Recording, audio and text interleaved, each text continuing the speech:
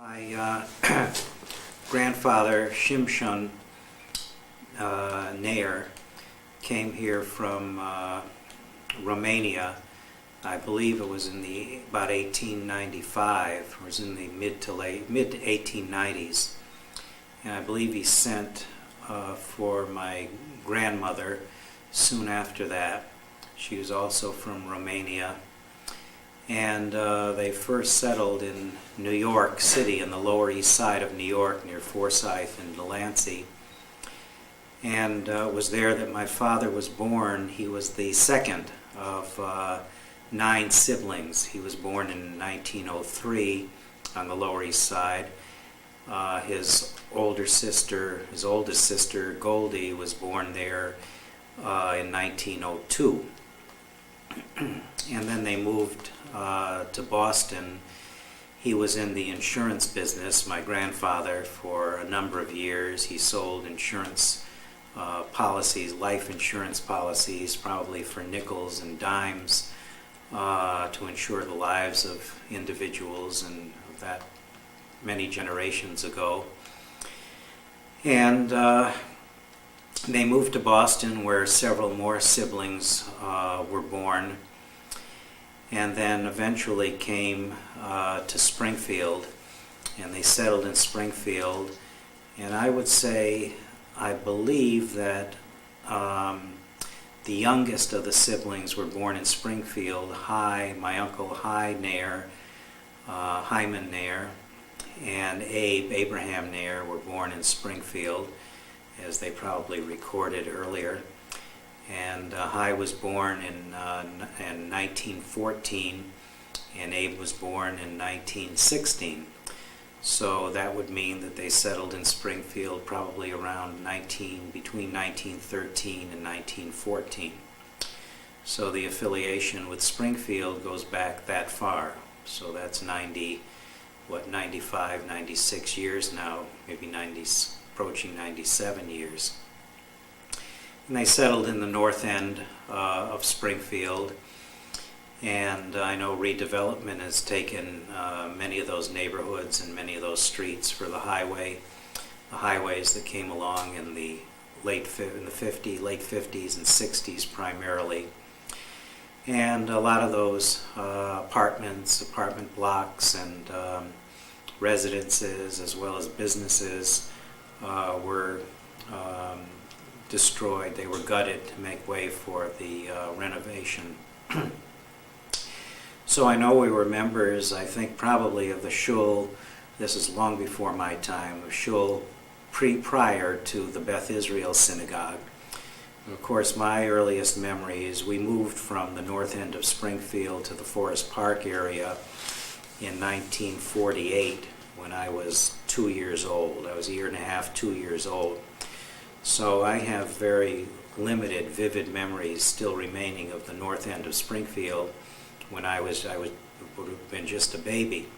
But we continued to worship at Beth Israel Synagogue on Chestnut Street.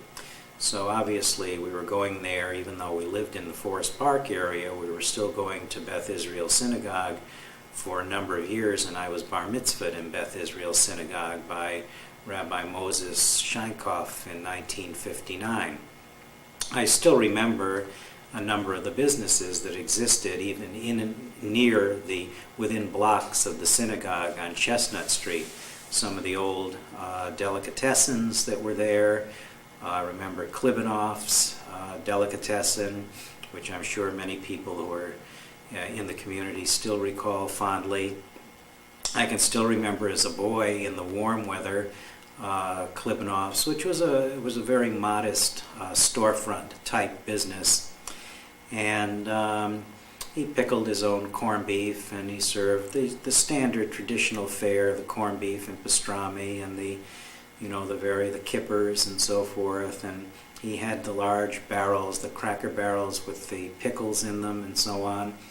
And you could just reach in and take a pickle to go with your sandwich and cut it as you like. And I remember Mr. Klibanoff's father, who was obviously of the old world, would spend a lot of time sitting in and around the deli, and helping to clear the tables, and lots of the old-timers, people who were 2 and 3 generations older than me. But I still remember that, and he used to cut his corned beef by hand, and we would take it home, and it was quite a treat. And there were bakeries in the area as well. There was Magaziner's Bakery, and there were fish markets, and I remember the fish markets with the newspapers on the floor and the sawdust on the floor, and the old-fashioned casings or cases and so on, and the refrigeration systems for the fish. So my earliest memories of that probably would be in the 1950s, the early and mid-1950s. And a number of those businesses did relocate to the Forest Park area, or the area we know now as the X in Forest Park, the delis and the markets and so on. And there were some smaller grocery markets as well in the north end of Springfield that I do remember, and with, very dimly lit with the old-fashioned aisle and grocery and product setups, and you would go down them with a antique-looking shopping cart and make your purchases. Much different, of course, than the automated systems that we have today. So that was really part of the vibrant era, and even though I remember it from the 1950s, it probably from that era of 1950, 1955 hadn't changed much, probably from the era of the 1930s. I would say those stores and those businesses probably remained similar as they were 15, 20 years prior to that. And of course I do remember the Beth Israel Synagogue. It was a way of life for us. Naturally we went there to daven, but there was a social congregation as well. There were many activities. It was a vibrant organization and congregation. There were many activities there. It was a large congregation. It was a large shul physically, and it did have the balcony for women for davening, and the bima was placed. It was probably out more toward the middle of the main floor of the synagogue. And I do remember Rabbi Sheinkopf, Moses Sheinkopf, the father of Rabbi David Sheinkopf.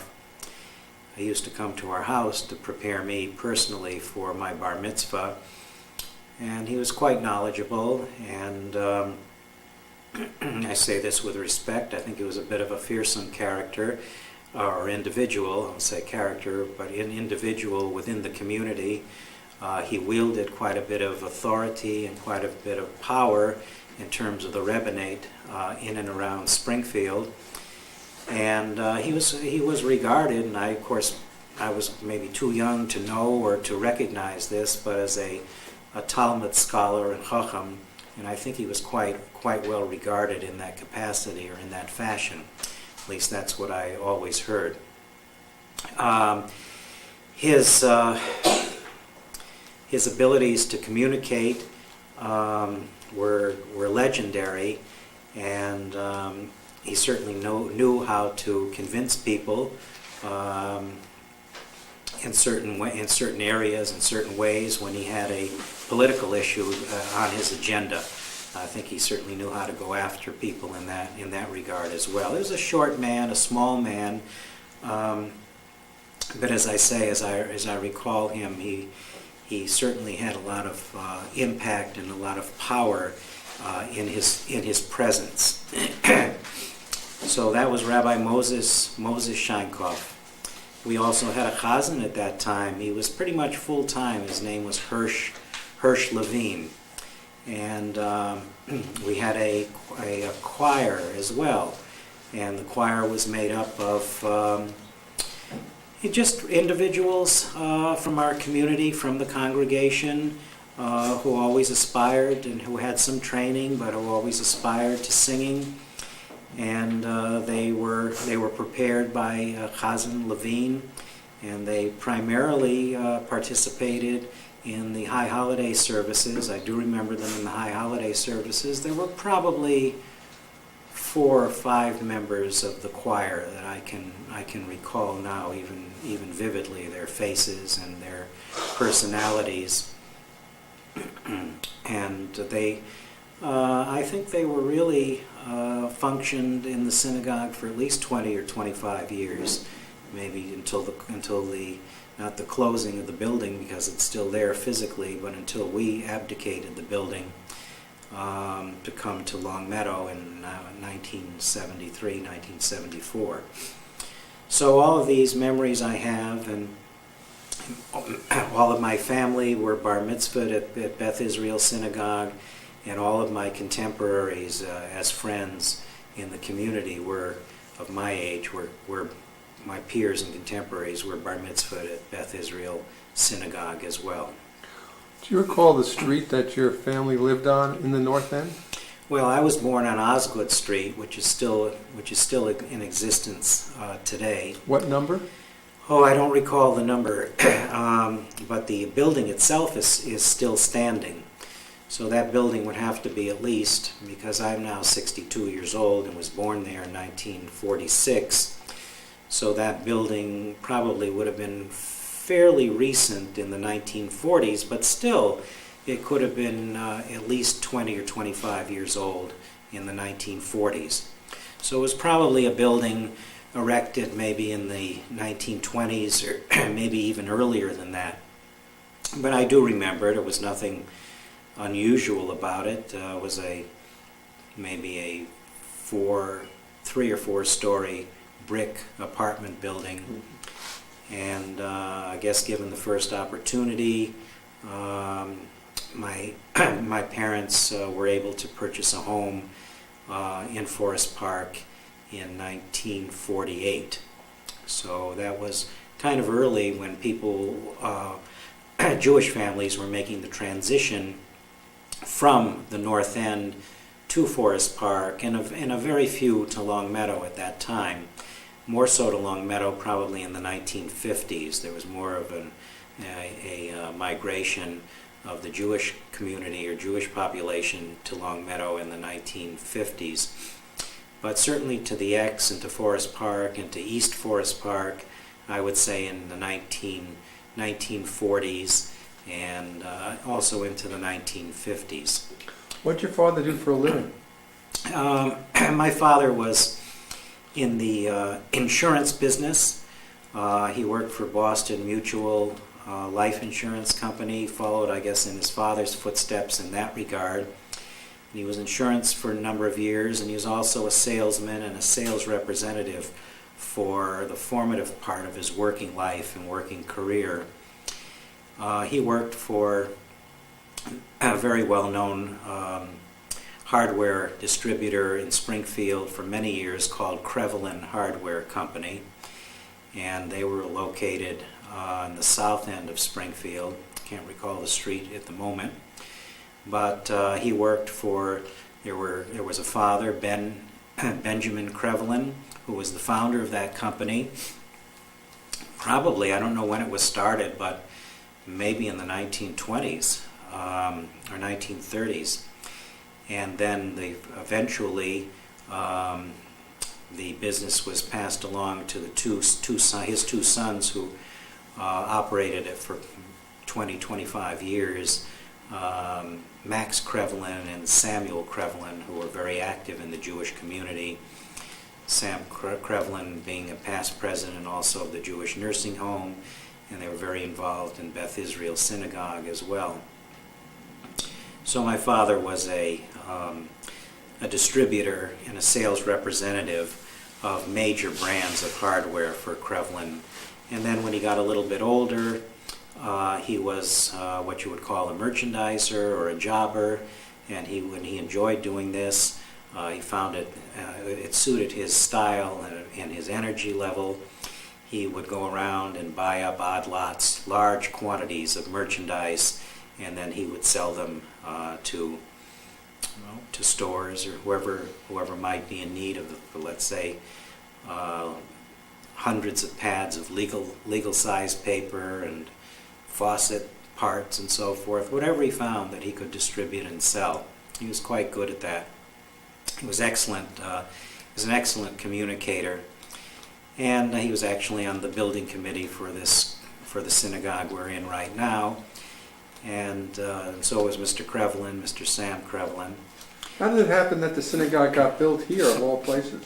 Why in this location? Well, some have said that it's a bit out of the way from the mainstream of our Jewish campus, but it really wasn't what we called a Jewish campus at that point in time, probably in the 1960s, when there was serious talk about moving, a final serious talk about moving, maybe in the mid to late 1960s.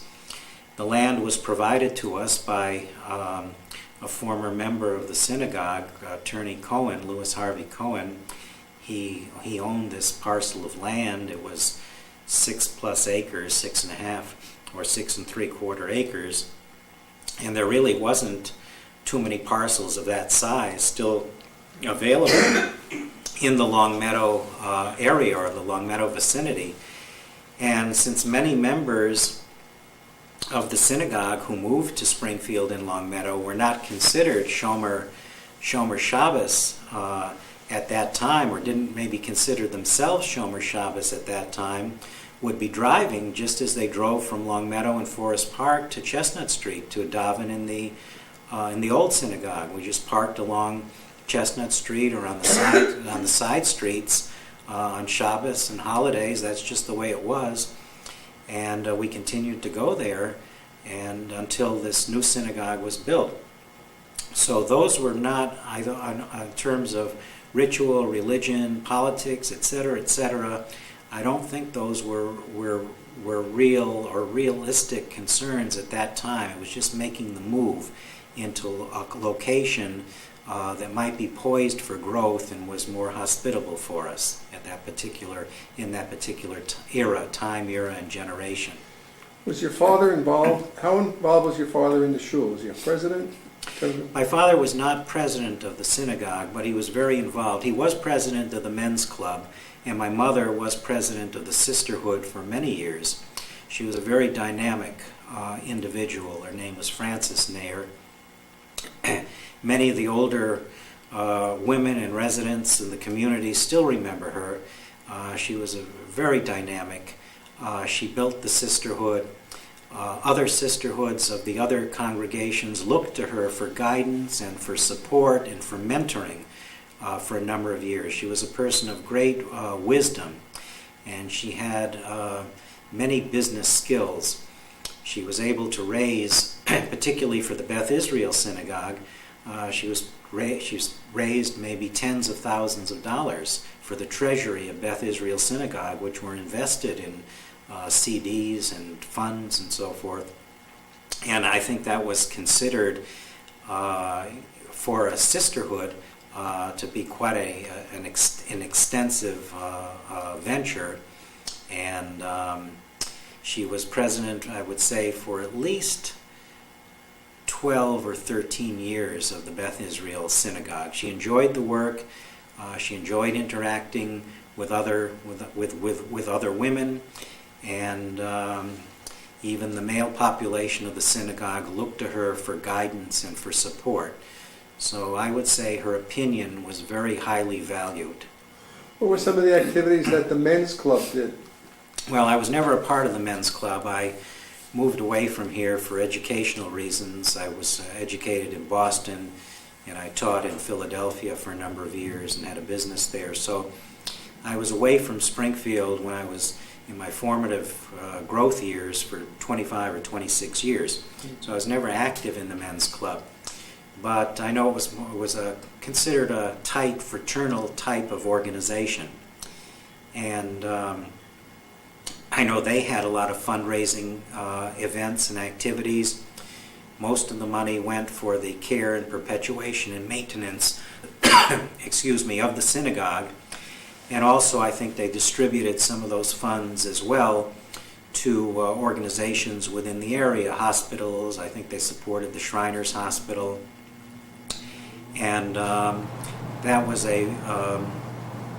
I would say, a very tightly knit group of individuals, and a very dedicated group of individuals. And I think the men's club, really in its prime, probably spanned an era of about 25 years or so. Can you tell me the names of the rabbis you remember from this shul? Well, of course, I remember Moses Sheinkopf, And then? because, as I mentioned, he was the person who bar mitzvahed me. I don't remember too many others. There were quite a few, and some of them were in very short succession of each other. Why, I don't know. I think some of it had to do maybe with politics, some maybe the way in which they were perceived, some considered too young. Some of the same reasons that we work with today. Some may be too young, some may be too old. Everybody has an opinion about a rabbi and a spiritual leader. Moses Sheinkopf was with us for many years.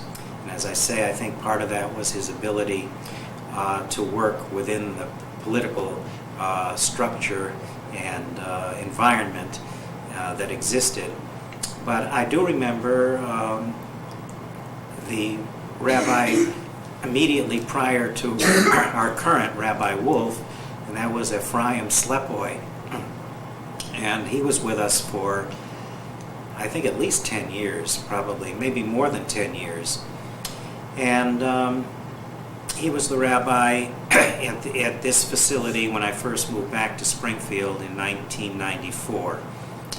And he was here for about 5 years while I was readjusting myself and starting to reacclimate myself into the synagogue life here. The others I don't remember. There was a Rabbi Stefanski. There was a young man named Rabbi Weiss. There were several others, but I would say between Rabbi Slepoy and, of course, David Sheinkopf was Rabbi Moses Sheinkopf's son, was the rabbi at Beth Israel probably for maybe 10, 12 years, maybe 15 years. And he's still quite well known and quite well remembered within the community, although he's since retired and moved away. So I cannot tell you too much about the rabbis, but Rabbi Slepoy and then, of course, Rabbi Wolf. I've had the opportunity to work with Rabbi Wolf. I have been a president of Beth Israel Synagogue. We called it a presidium, and there were 3 of us who were involved at the executive level of the synagogue life. It really came down to 2 of us assuming most of the responsibility, but I held that situation for about 6 years, which is a fairly long period of time, I think, in a religious institution. Were you involved in the discussions that led to the eventual closing of the synagogue? Yes. Can you describe what was the thinking, why ultimately the shul had to close? Well, I think demographically, there was attrition. Many of the senior members of the synagogue who supported us, not just financially, but in terms of davening and making minyan, were becoming ill, were becoming infirmed.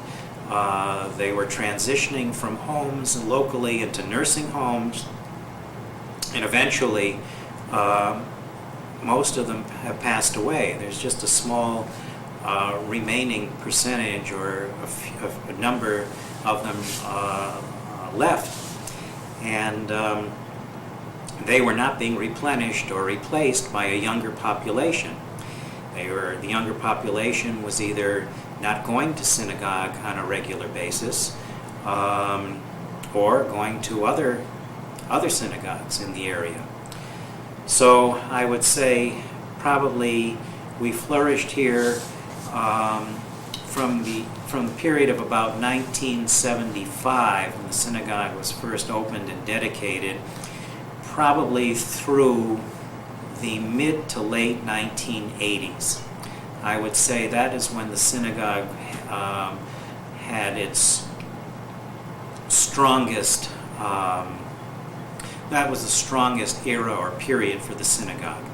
And then, as I said, it became diminished probably in the early 1990s through death and depletion of the membership. and we just could not replace those individuals who had been so loyal to the synagogue for a number of years. So that was one of the main reasons. I don't think necessarily it was the location that we're in right now, because we still have a number of people who drive to the synagogue on Shabbos and for Yontifs. So I would say we have maybe percentage-wise maybe 10 to 12% or 15% at the very most, and these would be newer congregants or newer shul goers for Beth Israel within the last 5, 6, 7, 8 years who walk to shul, and the remainder still drive. So, but it was just considered, we also tried to merge a number of years ago primarily with the Kesser Israel Synagogue, and there were merger talks 10, 12, 15 years ago, and they never really came to fruition. But then the other synagogues decided, as we did, that they were having also similar problems, even though they were in different locations, that their membership was declining a bit, not to be replenished. They had numerous problems, physical maintenance problems that were costly with the buildings, air conditioning, heating, roofing problems. And as we live now and talk in 2009, these issues are very, very costly. And we just cannot maintain 3 or 4 separate shuls. So it just became obvious and evident to us in a more realistic way that we had to abandon the 3 separate synagogues. We could not maintain them any further financially and also in terms of congregation, and that it would be in the best interest of the Orthodox synagogues to merge so that we would have a healthier future that we could perpetuate. That's primarily what happened. I don't think it's unique to our area either. How many people would you get on the Shabbos before this merger? Let's say last year. I would say there were many times on a Shabbos that we had to wait for a minyan. If services were called for 9 o'clock on Shabbat morning, many times we would still not have a minyan by 9:30, 20 of 10, quarter of 10. Maybe the 10th person would come in at 9:30, between 9:30 and quarter of 10. And then for some strange reason, I think some of it, a good part of it, is due to the respect and popularity of Rabbi Wolf, the current rabbi. The congregation began to increase in terms of numbers. Some of the younger folks were moving to Long Meadow with their families, and their preference was to come to Beth Israel. They became friendly with Rabbi Wolf. He's a younger man with a large family, and I would say we started to grow in this fashion primarily because of the rabbi over the last 4 or 5 years. So now we don't have to wait for a minyan quite as long. And I would say, even though I believe we made the right decision to move and to merge, it's a healthier decision. We've been sustaining ourselves now for the last year or year and a half, and I would say within the last year we've been having healthy minyans with not just male representation, but with families, I would say of 20, 30, sometimes 40 individuals on Shabbos. We have a respectable kiddush, which is important at the conclusion of services, and many times we have even a elaborate kiddush, which some people would consider to be a luncheon. And this attracts individuals as well. So I would say it's a good spirited group, a younger group, and we probably now have an average 20, 30 individuals every Shabbos. How will you maintain your identity in this new shul, which is moving to the former B'nai Jacob? How do you think the idea of Beth Israel will be maintained among you? It'll be maintained in several ways. First of all, it'll be perpetuated by many of the younger congregants who have had affiliation over generations with Beth Israel Synagogue through their parents, through their grandparents, through their aunts, uncles, family members, friends, and so on. They won't allow the individuality or the individual stamp or history of Beth Israel Synagogue to die or to go unnoticed. So it'll be kept alive in that regard, in the minds and the memories and the actions of these younger individuals, these younger congregants and younger generations, whose some parents and grandparents davened and worshipped at the old Beth Israel. So I think there will be a loyalty there in terms of perpetuation.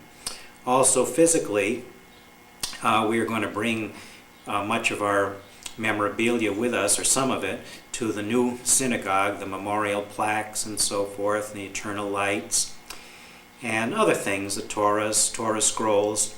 There will be a constant reminder of the presence, a physical reminder of the presence of Beth Israel Synagogue. So that will always be in evidence. So I think between those two, the balance, and this is not just true of Beth Israel, but it obviously will be true of Kadima and Kesser Israel as well. So even though we will have a different name and one combined affiliation or alliance, I think there will be the presence of all three Orthodox congregations will continue to be felt and continue to be respected and continue to be perpetuated. I mentioned earlier in the taping that I from when I was about 21 or 22 years old, after I attended graduate school, I went to college in Boston, Emerson College in Boston, and I majored in communications with an emphasis on speech, not speech remediation, but rhetoric and public address, and concentrating in the areas of public speaking and oral interpretation of literature, which borders a little bit on theatrical type presentation.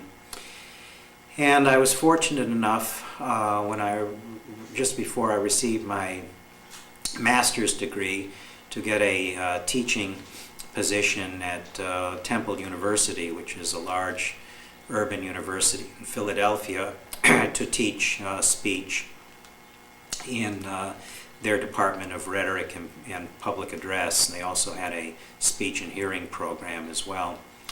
And of course, it's a very prestigious position and situation, so I moved to Philadelphia and lived there. That's why there was a vacuum in terms of my appreciation of our Springfield community for those 26 years, because when I came back, my visits were primarily for the family and for family benefit, and I went to shul occasionally, but I missed quite a bit within that 25 or 26 year period in terms of history. But anyway, I taught at Temple for about 8 or 9 years, a variety of different speech courses and classes. And then I went into business in Philadelphia and in the suburbs of Philadelphia. I don't quite know how I made the transition from speech and communications, but I went into the business of what they call headhunting, which was a popular term in those days. And that was professional employment recruiting. And I worked for someone for a number of years in Philadelphia, the center of the city, and then in the suburbs of Philadelphia, King of Prussia, which is fairly well known.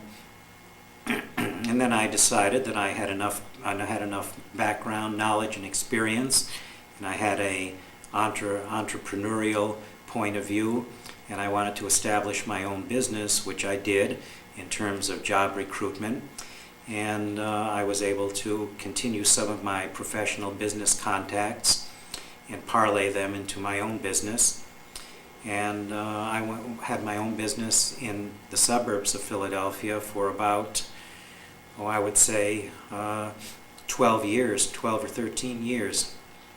And I did recruiting at all different levels, professional levels: sales, marketing, legal, paralegal, quite a few different areas. Then my mother was ill and passed away in 1993. My father was already 91 years old when she died. And I just thought that I had really accomplished what I wanted to in Philadelphia, having lived there for 25 years, had a professional, educational career and a business career. And so I made the decision to move back to Springfield to spend more time with my father, excuse me, who was aging, and but still quite vital and still quite active. He was still working a bit at that time, into his early 90s. And I did move back and shared the house with him in Forest Park that they bought in 1948 that I mentioned earlier in the tape. And I reestablished the recruiting business here. And I was able to generate some business with some local attorneys, recruiting for their offices, and sustain myself that way. And about a year after I moved back, I was able to get a teaching position at American International College, fondly referred to here as AIC. And I have been teaching there for the last 14 years. I'm going to be entering my 15th year soon. Similar roster of courses that I traditionally taught in Philadelphia. I concentrate in public speaking. I do most of the public speaking teaching for them. It's now a requirement for most of the majors on the campus at that college. And I was able, because of my interest, I guess, in knowledge in film and film history, I was able to develop courses in what is now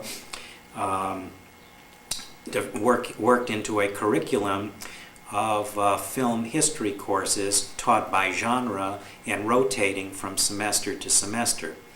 So I now have about 4 or 5 different film courses that I've developed a curriculum for over the last 7 or 8 years that I've been teaching.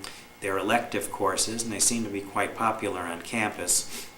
And I'm doing that now every semester, and I enjoy it very much. Some of the courses are involved with